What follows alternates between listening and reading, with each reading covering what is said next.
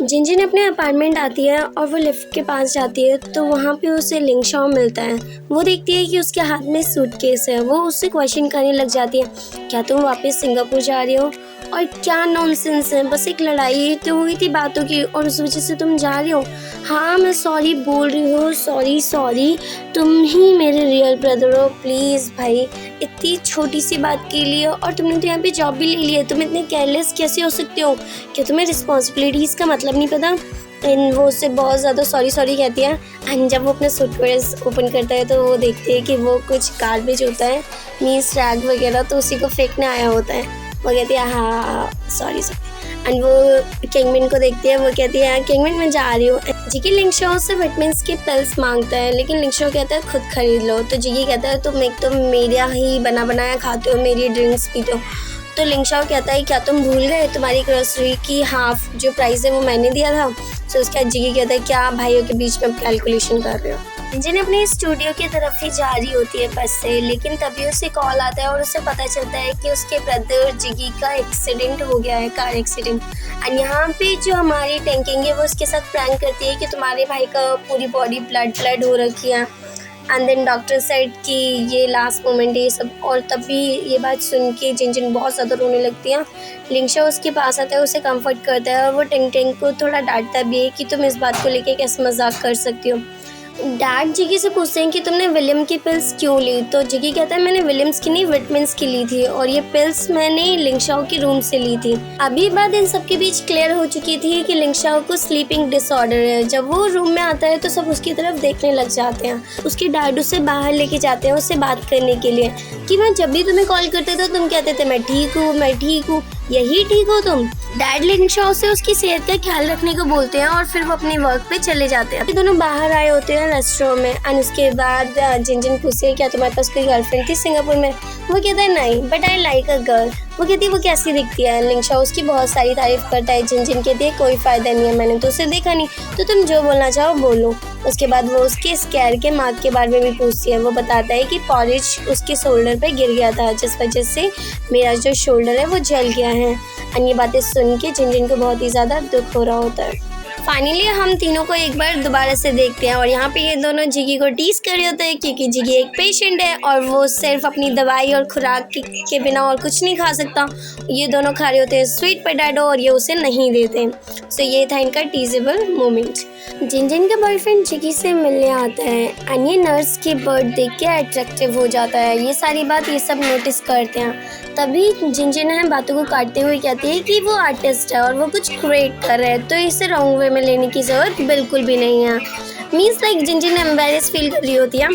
जिगी hospital से discharge हो चुका होता है और जिन गलती से इतनी तेज़ दरवाजा खोलती है कि टैंकिंग के नोज़ पे लग जाती है एंड टैंकिंग उससे सॉरी बोलती है उस प्रैंक के लिए। जिन उसी टाइम मान जाती है और उसे किस एंड हग बोथ करती है।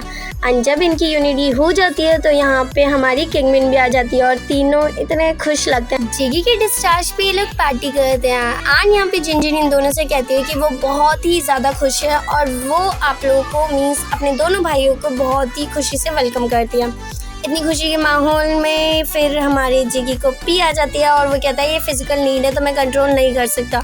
एंड लिंगशाओ से वॉशरूम लेके जाता है। जिन को लिटिल ऑरेंज का कॉल आता है और वो कहती है कि लिंगशाओ से कह दो कि वो जल्दी आ जाए। एंड देन उसके बाद वो और ज़्यादा दुखी हो जाती है और वो सोफे पे जाके लेट जाती है। लिंगशाओ से वहाँ से लेके जाते हैं और रूम में रखते हैं एंड उसे क्यूटली देख रहा होता है। लिटिल ऑरेंज की कॉल के बाद और लिंगशाओ के वापस सिंगापुर जाने के बाद वो अपने ब्रदर जिगी को बता देती है। एंड जिगी कहता है कि अब हम क्या करें। जिन अपने भाई से कहते हैं कि मेरे बॉयफ्रेंड को इतने वियर्ड तरीके से और इतना रूड बिहेव मत किया करो उसके साथ। तो लिंगशाओ कहता है कि तुम्हें ये सोचने की ज़रूरत नहीं है कि मैं उसे एक्सेप्ट करूँ या ना करूँ और बाकी की सारी बातें मैं तुम्हें वापस आके बताऊँगा। तो जिन कहते हैं क्या तुम वापस सिंगापुर जा रहे हो? वो कहता है हाँ। जिगी एंड जिन सदियों वाला भाई बहनों का प्यार करते हैं और जिन का बॉयफ्रेंड ये बातें देख रहा होता है। मीन्स लाइक फाइट देख लो, नॉर्मल नहीं है, हमेशा जैसी होती है वही है। ये अपनी पैकिंग कर रहा होता है और फिर जिन उससे इस सवाल पूछती है क्या तुमने अपने रिटर्न टिकट बुक्स कर लिया और फिर तुम कब आओगे, ये सारी चीज़ें। एंड वो अपनी पैकिंग कर लेता है। किंगमिन लिंगशाओ को एयरपोर्ट छोड़ने जाती है। तभी वो बीच रास्ते में ही अपना लव उससे कॉन्फेस करती है एंड वो कहती है कि तुम अपना आंसर मुझे बाद में आके दे सकते हो। एंड वो उसे बताने ही जा रहा होता है लेकिन वो कहती है नहीं अभी नहीं, बाद में बता देना तुम मुझे, जल्दी जाओ वरना तुम्हारी प्लेन मिस हो जाएगी। लिंगशाओ अपने सिंगापुर वाले घर पहुंच चुका होता है। उसकी मामा डोर ओपन करती है एंड तभी जो उसकी बहन है लिटिल ऑरेंज वो उससे बोल लेती है राइस का। उसकी मामा कहती है तुम्हारा भाई अभी आया है और तुम्हें वो सर्व भी कर रहा है। एंड उसकी मामा उसके लगेज के बारे में पूछती है तो वो कहता है कि वो वापस जा रहा है, वो यहाँ पे बहुत दिनों के लिए नहीं रुकने आया। एंड यहाँ से लिटिल ऑरेंज उठ के चली जाती है। एंड इसकी मामा जब इसके पास कॉल आता है तो इसकी मामा उसे कॉल पिक नहीं करने देती है एंड उसका फ़ोन नीचे गिरा देती है जिससे वो टूट जाता है। इट मीन्स वो अब किसी से कांटेक्ट नहीं कर पाएगा। वो अपना फ़ोन उठा के चला जाता है। यहाँ पे जिगी एंड जिनजिन उसे कॉल करते हैं बट कॉल रिसीव नहीं हो रही होती। जिगी का दोस्त उसे रियलाइज़ करवा ही देता है कि वो जिनजिन से लव करता है, लेकिन जिगी ये बात मानने को बिल्कुल भी रेडी नहीं है। अब यहाँ पे सोच रहे होते हैं कि लिंगशाओ आज वापस आएगा या कल आएगा या नहीं आएगा। लिंगशाओ अपनी मामा से अपने सारे क्रेडेंशियल्स मांगता है कि मेरे क्रेडिट कार्ड्स जो भी चीज़ें वो दे दो ताकि मैं वापस जा सकूँ। उसकी मम्मी कहती है क्यों, ये तुम्हारा घर नहीं है। एंड यहाँ पे ये उसे कॉल लगा के थक चुकी होती है। कॉल कोई भी रिसीव नहीं कर रहा होता और कोई भी आज डिनर नहीं करता। जिनजिन की मामा की आज 24th डेथ एनिवर्सरी है और ये सब आके यहाँ पे विशेस मांगते हैं एंड देन उन्हें भी बहुत सारे लव देते हैं कि हम आपसे बहुत प्यार करते हैं।